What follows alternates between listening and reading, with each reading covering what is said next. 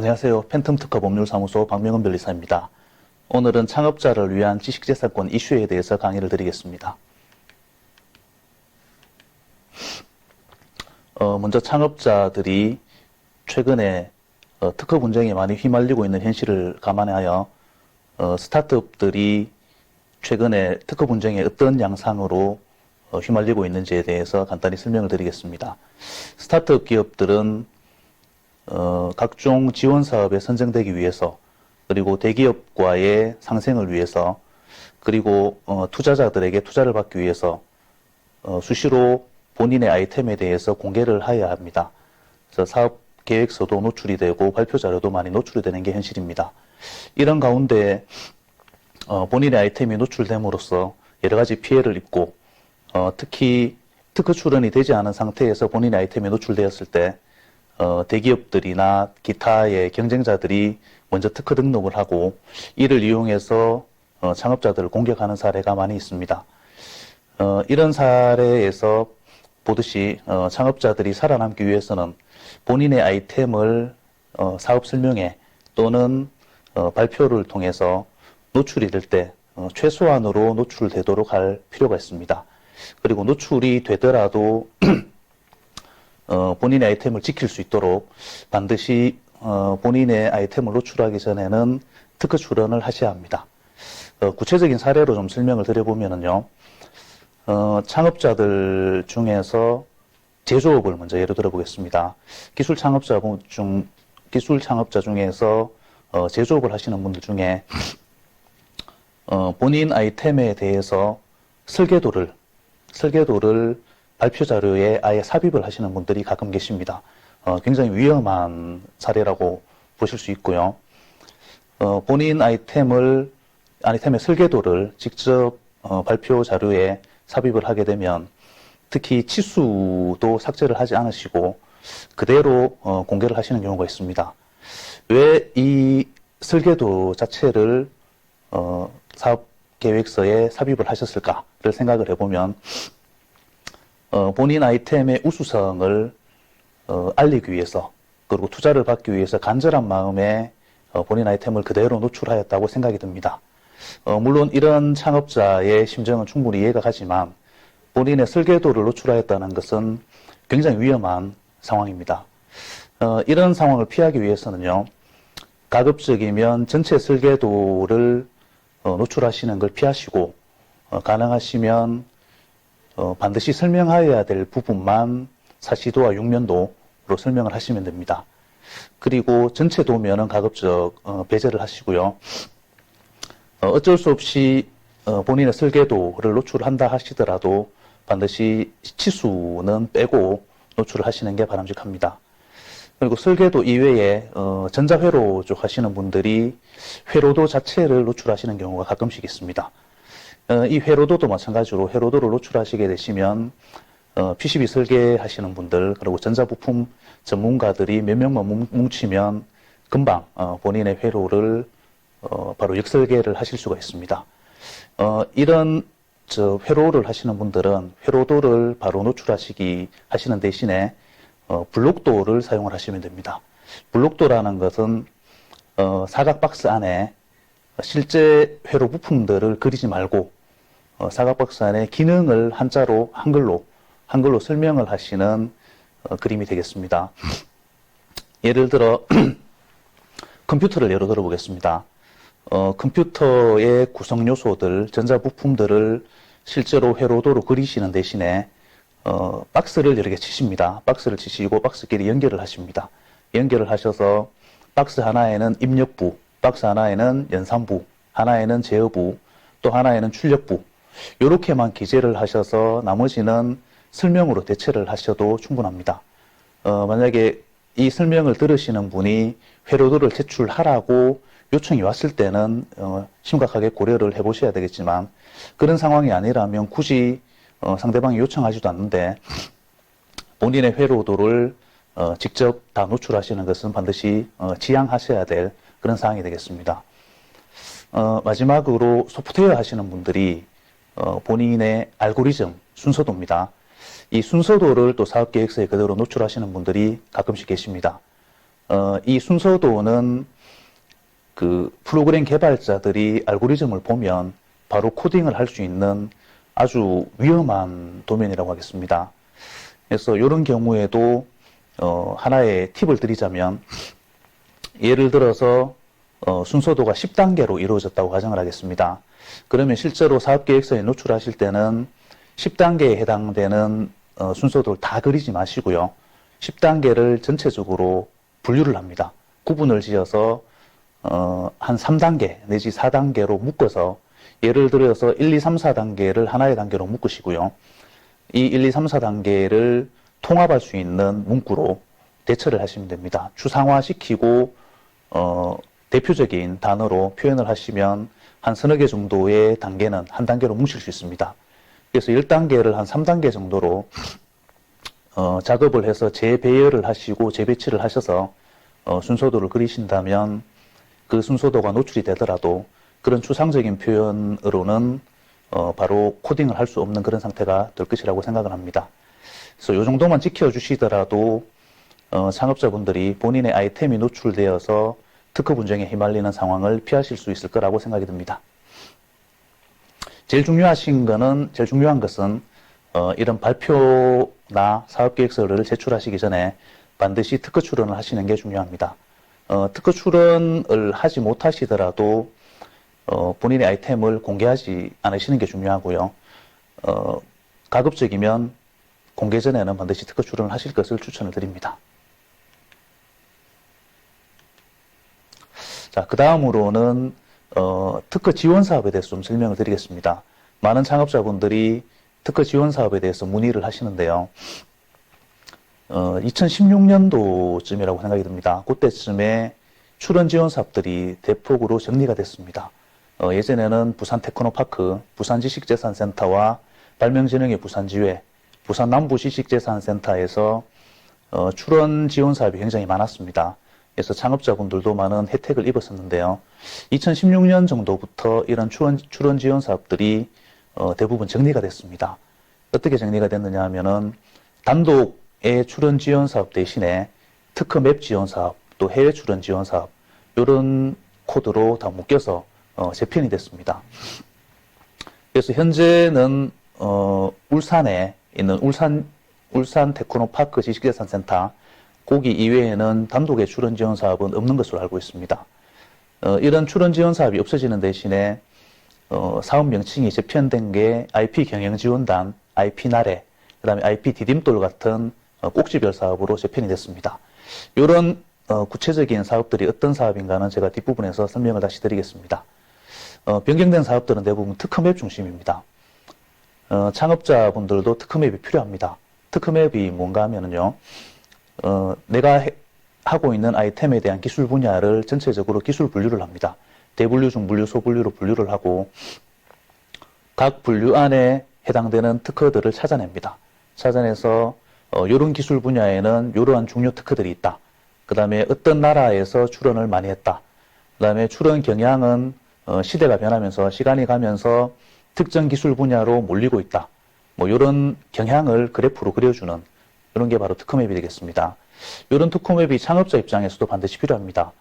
저희 사무소에서도 작년에 특허맵 지원 사업을 용역을 수행하였습니다만은 출원 창업자들에게 특허맵 지원 사업도 필요하지만 실제로 특허권을 창출하는 게 조금 더 시급하다고 생각이 듭니다. 물론 기업의 발전 단계에 따라서 차이는 있겠지만 창업자, 특히 스타트업들의 경우에는 출원 지원 사업들을 많이 활용을 하셔야 되는데 그런 지원 사업들이 좀 없어져서 재편이 돼서 이 부분은 창업자들이 좀 유념을 하셔야 될 것 같습니다. 뒷부분에 출원 지원 사업은 아니지만 출원에 사용할 수 있는 자금들이 지원이 좀 되고 있습니다. 그 부분에 대해서 나중에 정리를 또 한번 해드리겠습니다. 그 다음에 특허의 활용 방안에 대해서 제가 정리를 좀 해봤습니다. 특허 자본화라고 해서 이런 단어는 한두 번씩 들어보셨을 겁니다. 특허 자본화가 뭔가 하면은요, 원래 특허권은 재무제표에서 무형자산으로 분류가 됩니다. 무형자산으로 재무제표에 올릴 수가 있습니다. 그래서 실제로 각 회사의 그 재무 상태표에는 이런 무형자산이 올라가 있는 회사들이 있습니다. 근데 이것만 가지고는 특허 자본화라고 얘기하진 않고요. 특허를 자본 계정에 삽입하는 게 특허 자본화입니다. 자본 계정이라면 현물 출자의 개념이 되겠고요. 이 현물 출자를 하기 위해서는 특허권을 평가를 해야 됩니다. 특허 가치 평가를 통해서 이 특허권이 얼마짜리인지 가치 평가를 해서 수치로 환산을 하고요.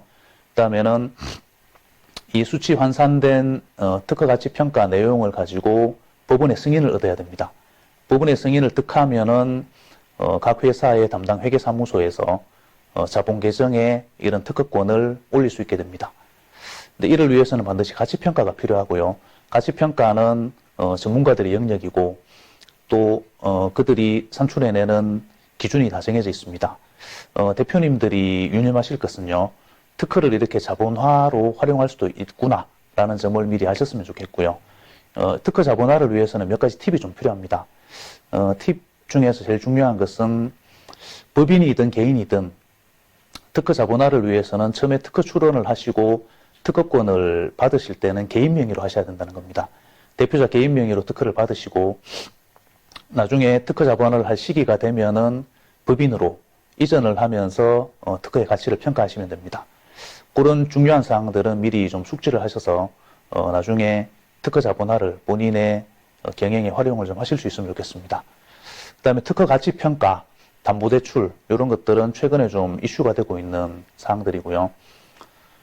특히 이 특허권은 다른 인증의 기본이 됩니다. 다른 인증이라 하면 벤츠 인증, 이노비즈 인증, 그 다음에 신제품 인증, 신기술 인증, 심지어는 조달청의 우수제품 등록을 위해서도 반드시 특허권이 필요합니다. 가장 기본이 되는 그런 스펙이라고 하겠습니다.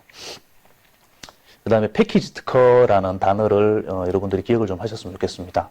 패키지 특허란 뭔가 하면은 내 아이템을 구성하는 여러 가지 기술들이 있습니다.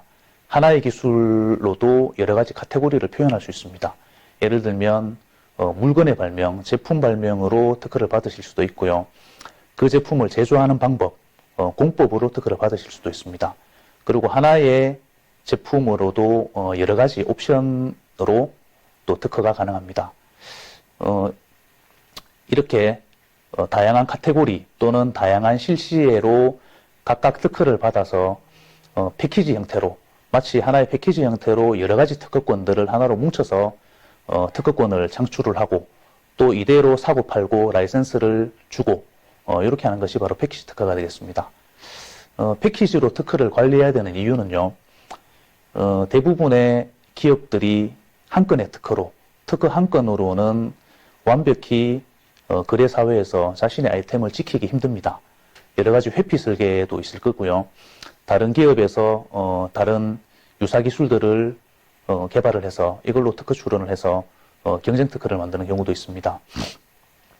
그래서 패키지 특허를 만드시게 되면 우리 아이템을 보다 강하게 지킬 수 있다라고 이해를 하시면 되겠고요. 두 번째 패키지 특허의 장점은 특허의 가치를 높일 수가 있습니다. 내가 단독으로 특허 한 건을 들고 계시는가 하고요. 그 다음에 관련된 기술을 모아서 한 서너 건의 패키지 특허를 구성해서 특허를 거래하시는가 하고는 가격 차이가 굉장히 많이 납니다. 특허를 사는 사람 입장에서도 패키지로 구현된 서너 건의 특허를 한꺼번에 구매하면서 약간의 가격의 딜을 본다든지 아니면 내 아이템을 보다 강력하게 지킬 수 있다든지 이런 것들을 훨씬 더 선호하기 때문에 여러분들도 처음에 특허를 만드실 때부터 나는 패키지를 구성하겠다라는 생각으로 특허를 만들어 주시는 게 좋을 것 같습니다. 그 다음에 이 특허들을 실제 회사 경영에 활용하실 때는 기술 기반 기업의 스펙이라고 생각을 합니다. 스펙이라는 거는 우리가 기술 기반 기업을 운영하기 위해서 반드시 가져야 될 리스트라고 보시면 됩니다. 아까도 말씀을 드렸지만 특허권이 있어야 그 이후에 뭐 R&D든 아니면 벤츠 인증이든 이노비즈 인증이든 NEP, NET 그리고 조달청 우수 제품 등록까지 각 인증을 득하기 위해서는 반드시 특허권이 전제 조건이 됩니다. 그래서 어떤 것부터 획득을 할까로 고민하실 때 특허부터 획득을 한다라고 간단하게 정리를 해주시면 되겠습니다. 최근에 스타트업들 중에 앱으로 창업하시는 분들이 많습니다. 앱은 일반 제조 기술, 그 다음에 일반 화학이나 전자기기, 기계 이런 전통적인 기술 분야하고는 굉장히 다른 양상을 보입니다. 그래서 이 앱을 보호하기 위한 방법도 일반적인 일반적인 제조업과는 좀 다르게 설정을 하셔야 됩니다. 이 부분에 대해서 간단히 정리를 좀 해드리겠습니다. 앱은 여러 가지 권리로 중첩돼서 보호하시는 게 안전합니다. 이 명제는 뭐 다른 제조업에도 적용은 될 겁니다만은 특히 앱에 가장 강력한 적용이 된다고 생각이 듭니다. 앱을 지식재산권으로 보호할 수 있는 방법은 한 4가지 정도 있다고 보시면 되겠습니다. 제일 기본이 특허권입니다. 앱도 크게 봐서는 프로그램 발명, 소프트웨어 발명이기 때문에 알고리즘을 이용해서 특허권을 창출하실 수가 있습니다. 두 번째는 프로그램은 소스 코드로 짜여져 있기 때문에 이 소스 코드 자체를 저작권으로 등록하실 수가 있습니다. 원래 프로그램 보호법에 의해서 보호가 되다가 요즘은 저작권으로 통합이 됐습니다. 그래서 소스 코드는 저작권으로, 그 다음에 알고리즘, 순서도입니다. 순서도는 특허권으로 보호가 된다. 이렇게 정리를 하시면 되겠습니다. 특허권과 저작권은 보호기간도 틀립니다.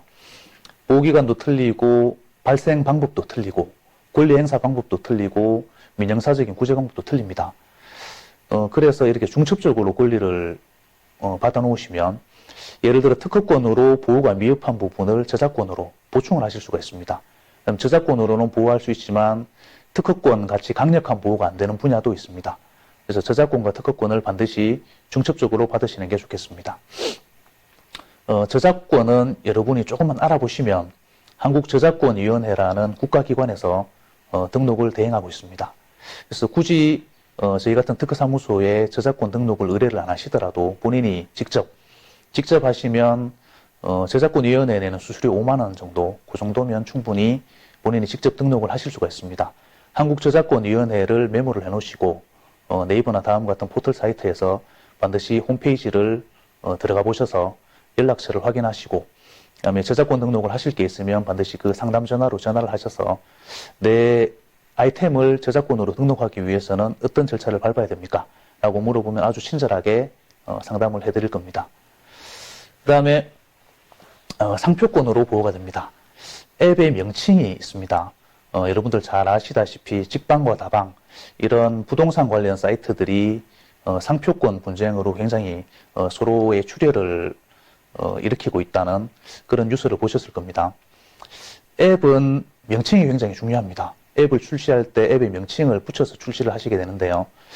상표 등록을 안 하고 마켓에 올리는데 급급하셔서 대부분은 상표 등록 안 하고 많이 출시를 하시는데 굉장히 위험합니다. 앱을 앱마켓에 올리는 순간 모든 사람들의 검색이 가능합니다. 검색이 가능하다는 것은 금방 도용이 가능하다는 얘기고요. 도용이 되면 우리 앱은 우리 앱 고유의 명칭을 잃어버리게 되고 다른 앱과 혼동이 돼서 식별력이 없어지면서 우리 앱만의 고유한 특징을 발휘할 수가 없습니다. 그래서 반드시 출시하시기 전에 상표권으로 보호를 하셔야 됩니다. 상표권으로 등록을 하실 때 앱 명칭을 한 개만 장명을 하지 마시고요. 가급적이면 2순위, 3순위까지 장명을 하시는 게 안전합니다. 2, 3순위까지 장명을 하셔서 저한테 연락을 주시면 제가 그 중에서 등록될 만한 거 아니면 등록이 어려운 것을 가려드리겠습니다. 가려드리면 거기서 대표님 입에 잘 붙으시는 마음에 드시는 상표를 선택을 하셔서 등록을 하시고 그걸로 사업자 등록을 하시면 되겠습니다. 마지막으로 화상 디자인이라는 좀 독특한 제도가 있습니다. 보통 디자인권 하면은 물건의 외형을 보호하는 것이다. 이렇게 많이 알고 계실 겁니다. 근데 앱의 경우에는 실제로 물건으로 디자인이 표현되는 것이 아니고요. 화면에 디자인이 표시가 됩니다. 앱이 화면에 디자인으로 표시가 될 때 많은 요소들이 들어갑니다. 메뉴들은 어떻게 배치를 할 것인가, 그 다음에 메뉴들이 상하관계는 어떻게 할 것이냐, 그 다음에 어떻게 하면 남녀노소 누구나 한 번만 사용을 해봐도 앱을 쉽게 사용을 하실 수가 있을 것이냐, 뭐 UI, UX와 관련이 되는 것입니다. 실제로 잘 만들어진 앱을 여러분들이 검색을 해보시면 굉장히 사용자 친화적으로 앱이 구현이 되어 있습니다. 한 번만 사용해 보시면 어린애들도 메뉴를 쉽게 알아차릴 수 있을 정도로 그렇게 구성이 되어 있습니다. 그래서 앱을 직접 코딩을 하시든 아니면 전문 개발자한테 의뢰를 하시든 앱이 만들어질 때 화면 구성이나 메뉴 배치가 나름 독창성 있게 그리고 사용자 친화적으로 됐다고 판단이 드시면 반드시 화상 디자인으로 보호를 해 놓으셔야 됩니다. 그러면 향후에 다른 앱들이 우리의 화면 배치나 구성을 따라하지 못하도록 막으실 수가 있습니다. 자, 정리를 하면은 앱으로 애플리케이션으로 창업하신 분들은 가급적이면 중첩적으로 권리를 보호를 받으시는 게 안전하다라는 말씀을 드렸고요. 그 구체적인 권리는 특허권, 상표권, 디자인권 중에서도 화상 디자인이 되겠습니다. 그 다음에 저작권, 요 네 가지로 보호를 하시면 웬만큼 어떤 도용에도 보호를 받을 수 있도록 강력한 수단을 가지시게 되고, 또 이런 경우도 있습니다. 아까 제가 패키지 특허를 말씀을 드렸는데 패키지 특허의 개념과 이렇게 중첩적으로 권리를 보호받으시는 개념은 거의 유사하다고 보시면 되겠습니다. 그래서 특허 한 건을 양도하시는 금액하고 이렇게 패키지로 다양한 권리로 중첩적으로 보호되는 것하고는 가치평가할 때 금액이 확연한 차이가 나게 됩니다. 그래서 여러분의 경영에 경제적인 도움도 드릴 수 있을 거라고 생각이 듭니다. 그 다음에 상표 얘기를 잠깐 드리겠습니다. 창업자분들 중에 기술 창업만 계시는 건 아니니까요. 창업자들이 상표 등록을 안 해놓았을 때 여러 가지 문제점들이 많이 발생을 했습니다. 대표적으로 지금 화면에 보이고 있는 창업자의 경우에 상표 등록을 하지 않고 카페를 창업을 했습니다. 카페를 창업을 하시게 되면 간판에 상표를 표시를 하고 또 가게 안에 있는 소품에 상표와 로고를 다 표시를 해놨습니다. 그래서 창업을 하셨는데 몇 달이 지나지 않아서 원래 상표권자한테서 연락이 왔습니다. 물론 이 상표권자가 내가 창업한 걸 어떻게 알았냐는 뭐 여러 가지 루트가 있습니다. 상표권자가 직접 조사를 하였든 아니면 법무법인에서 대행을 해서 상표권자에게 알려주었든 뭐 여러 가지 방법이 있습니다. 그리고 상표권자가 내가 창업한 간판을 보고 본인이 상표 등록을 하였다면 나중에 보호받을 수 있는 방법이 나름 있겠지만 그런 경우가 아니라면 보호받기가 굉장히 힘이 듭니다. 자, 이런 경우에 창업자는 어떻게 되겠습니까? 원래 상표권자가 간판을 내리거나 아니면 민형사상에 침해 주장을 하게 되면 그 주장에 따를 수밖에 없습니다. 특히 창업한 지 얼마 안 되었다면 본인의 브랜드를 널리 각인을 시키지 않은 상태이기 때문에 큰 손해는 없다고 보겠으나 예를 들어 창업을 한 지 한 3년 정도 지나서 소비자들의 입에 오르내릴 정도가 되고 온라인상에서 꽤 유명해져서 SNS에 자주 등장하는 수준까지 올라갔다면 그 상태에서 상표권자의 침해 주장을 받게 된다면 굉장히 큰 타격이 있게 됩니다. 그래서 간판을 내려야 되고 가게 안에 있는 집기와 소품들에 새겨진 상표도 다 지워야 됩니다. 지우기가 힘들기 때문에 실제로는 집기와 소품들을 처분하게 됩니다. 결국 사업을 접어야 되는 상황에 이르게 됩니다. 간단한 것 같지만 이 상표권을 준비하지 않으셨을 때 미치는 여파는 굉장히 큽니다. 그래서 카페를 창업하시는 분들을 포함하여 자영업을 하시는 분들 나중에는 제조업까지 다 포함이 될 겁니다. 제조업에도 우리 상표를 브랜드를 붙여서 판매를 하시기 때문에 창업을 하시는 분들이 상표권의 중요성에 대해서 특허권 못지않게 중요하다는 인식을 항상 가지시고 네이밍을 신중히 해주실 것을 부탁을 드리고요. 네이밍을 하셔서 등록 가능성을 확인하실 때는 저한테 연락을 주시면 제가 확인을 해드리겠습니다.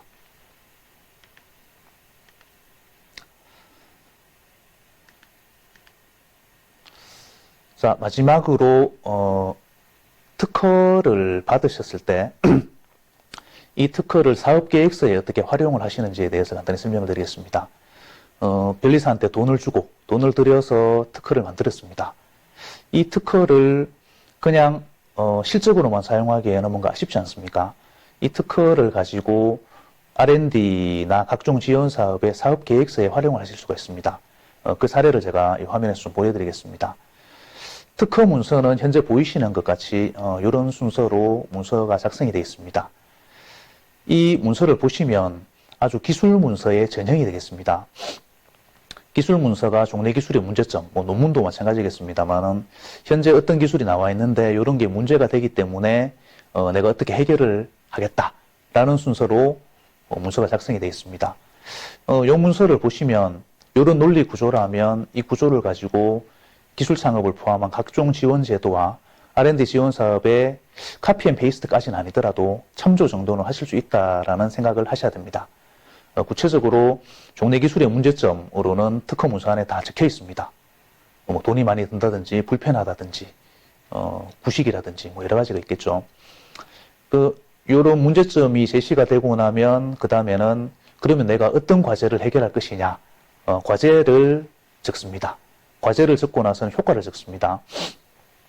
예를 들자면 이 방안이 너무 추워서 추워서 방을 좀 따뜻하게 하고 싶다라는 게 과제가 되겠습니다. 그럼 효과는 뭐겠습니까? 방이 따뜻해졌다라는 게 효과겠죠. 그럼 구성이 제일 중요합니다. 구성은 뭔가 하면은 이 방을 따뜻하게 하기 위해서 어떤 수단을 동원을 하였느냐. 예를 들어서 난로를 피웠다. 그 난로가 발명의 구성이 되겠습니다.